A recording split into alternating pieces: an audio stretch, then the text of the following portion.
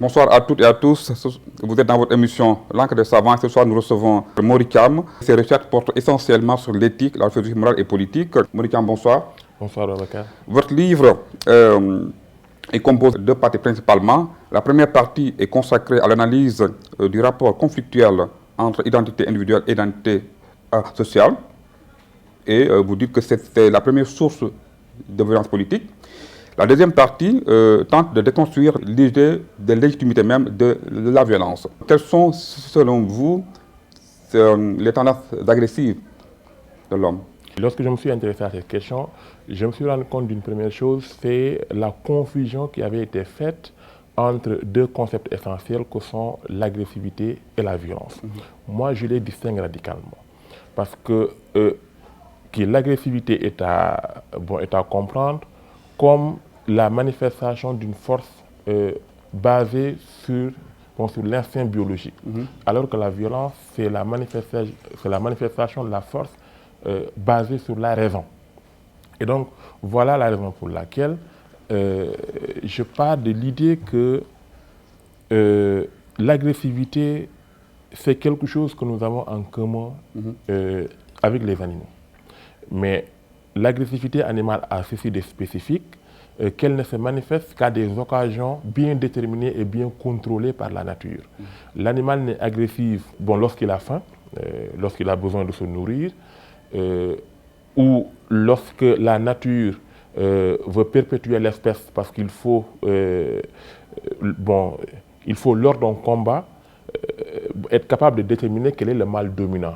La troisième forme d'expression de cette agressivité animale, c'est quand l'animal a peur et cherche à se défendre. L'agressivité humaine, par contre, elle peut se manifester au-delà de ces trois besoins et de ces trois conditions.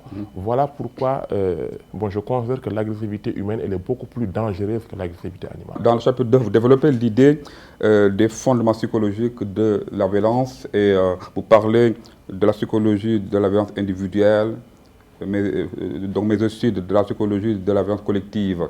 Est-ce que vous pouvez revenir sur ces deux formes qui en réalité, ma démarche, elle est basée autour de l'idée selon laquelle, au moment où la violence se manifeste dans l'espace public, il y a déjà un long processus qui s'est déjà produit. La violence qui se manifeste sur la scène publique est le résultat d'un processus qui va de la formation de notre personnalité individuelle à la socialisation et aboutit à l'institutionnalisation du pouvoir politique. Et quand on parle de violence individuelle, il s'agit d'examiner comment la violence se manifeste à partir de la personnalité de chacun. Parce que nous avons beau avoir été éduqués dans la même société, nous n'avons pas la même personnalité. Et souvent, dans la psychologie classique, on distinguait 4 types de personnalités. Il y a 2 types de personnalités qui sont des personnalités de sang-froid, que sont les mélancoliques et les flegmatiques, et 2 autres types de personnalités qui sont des personnalités à sang chaud. Et le plus souvent, les personnalités à sang chaud ont une forme de violence qui est totalement différente des types de personnalités à sang froid. Ceux qui ont une personnalité à sang chaud, ils ont tendance à réagir ici et maintenant. Face à l'agressivité, face à la violence, ils ont tendance à vouloir réagir tout de suite et maintenant pour régler le problème. Alors que ceux qui ont une personnalité à sang froid, ils sont plus calculateurs, leur violence est plus mesurée, plus calculée, et ils se projettent plus sur le long terme que sur le court terme. Mais en réalité, ceux qui ont la personnalité de sang chaud sont beaucoup moins dangereux parce qu'eux, ils n'ont pas le temps de laisser la colère s'accumuler. Et donc, très souvent, leur violence n'est pas durable. Mais quand on a une personnalité de sang-froid, on a le temps de préparer sa réaction. Et généralement, la violence de la personnalité de sang-froid, elle est beaucoup plus dangereuse, beaucoup plus pernicieuse parce qu'elle se projette sur le long terme et elle a le temps de se préparer, d'accumuler une forme de colère assez forte pour pouvoir se déverser et être destructrice. Et comment avez-vous analysé les violences électorales au Sénégal? L'analyse qui doit être faite de tout ce qui s'est passé entre 2021 et 2024 doit reposer sur une vision assez complexe qui allie à la fois des données sociologiques, des données psychologiques, des données historiques et des données purement économiques. Et il ne s'agissait pas uniquement d'une confrontation entre deux individus ou deux idéologies, mais une confrontation entre plusieurs problématiques qui ont été le terrain de manifestation de cette violence. Et aussi, vous développez dans un des chapitres une approche éthique de la violence politique. Est-ce que vous pouvez revenir sur cette approche éthique? En réalité, si je reprends l'exemple dont vous avez parlé tout à l'heure, l'exemple des violences qui se sont produites entre 2021 et 2024, quand on écoute le discours des jeunes qui descendaient dans la rue, ils tenaient un discours qui s'appuyait sur une forme de légitimité éthique. L'idée, c'était que pour eux, il fallait exercer une violence au nom d'un principe éthique, la justice. Parce qu'ils estimaient que l'État, qui est l'institution qui aurait dû appliquer cette justice, a failli à sa mission. Parce qu'il faut comprendre que la loi est censée être là pour rendre justice. Mais il arrive des moments où l'institution judiciaire ne soit pas en conforme avec le principe de justice. Parce que la justice, c'est d'abord un principe éthique que la loi doit représenter. Mais il arrive que la loi ne le fasse pas. Et donc, si la loi ne le fait pas, il est nécessaire d'exprimer cette nécessité de se conformer à ce principe éthique. Et très souvent, la violence apparaît comme la seule forme d'expression qui permet de rappeler la nécessité d'appliquer ce principe éthique. D'un autre point de vue, quand on examine nos sociétés sont très souvent des sociétés bâties sur des morales guerrières.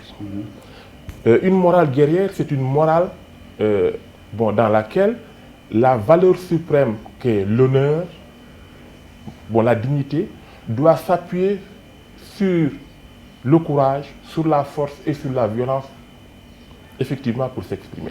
L'idée de la morale guerrière, c'est que la vie en elle-même est agressive. Et que donc, si nous voulons respecter les principes éthiques les plus fondamentaux que sont la dignité et l'honneur, il est nécessaire d'être capable de supporter l'agressivité dont la vie est porteuse et d'être capable d'exercer une violence au service de ces valeurs. Merci Maury. Dans la deuxième partie de votre ouvrage, vous développez aussi l'idée du contrat. Ma question, c'est comment le contrat peut-il être une source de légitimité de la violence politique? En réalité, la mise en place de l'institution politique est censée être une volonté de mettre fin à la violence destructrice. Mais le fait de mettre en place une institution politique ne met pas fin à la violence. Il ne fait que remplacer une violence légitime, une violence illégitime par une violence légitime. Une violence est dite légitime lorsqu'elle est conforme à un ensemble de principes universels.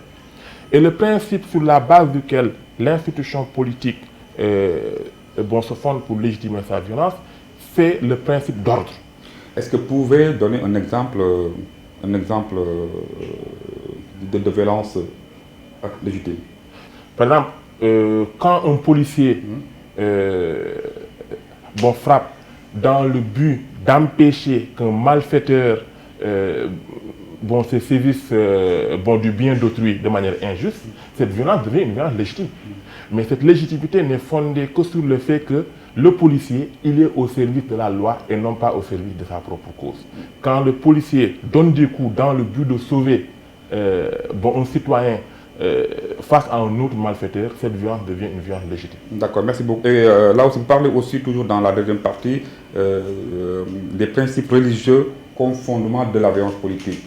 En réalité, toutes les religions ont une visée politique.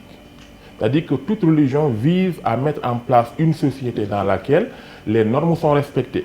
Et donc, le même principe qui légitime la violence institutionnelle, c'est le même principe qui peut légitimer la violence religieuse.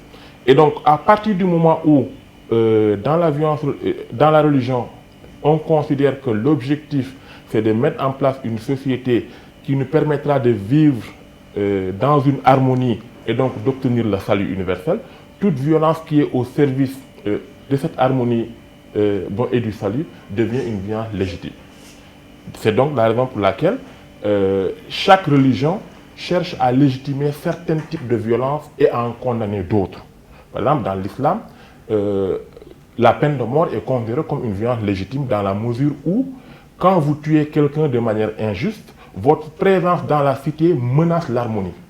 Et donc, pour éviter que votre présence puisse menacer l'harmonie, il est nécessaire de vous tuer pour maintenir l'harmonie et le salut. La deuxième chose, c'est que dans la perception de l'islam,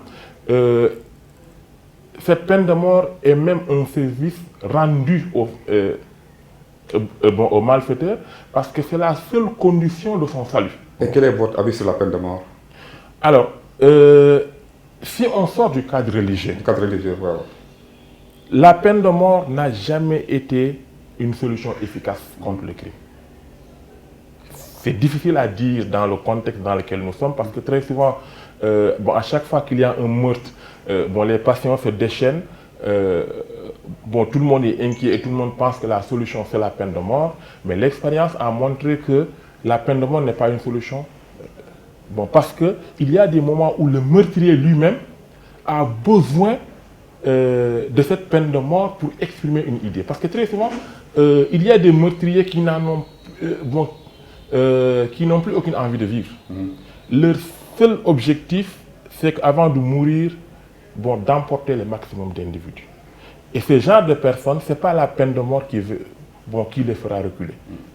Qui, au contraire, ils ont besoin de cette peine de mort comme audience pour exprimer une idée qu'ils n'avaient pas pu exprimer. Parce que très souvent, le fait de tuer 50 personnes, 100 personnes, c'est une manière de se faire voir, d'exprimer une vision que, évidemment, qu'on n'aurait pas pu faire autrement. Et peut-être même de montrer une faiblesse. Oui, justement. Parce que quand on en arrive à un moment où on a besoin de tuer pour s'exprimer, c'est qu'on n'a pas d'autres moyens de s'exprimer. Voilà, c'est parce qu'on n'a pas d'autre solution. Le fait de ne pas avoir d'autres moyens de s'exprimer est une preuve de faiblesse, parce que la société nous donne d'autres moyens de nous exprimer. Merci beaucoup Maury, ça a été un plaisir de vous recevoir dans l'Encre des Savants. Merci beaucoup aux internautes et je vous donne rendez-vous la semaine prochaine.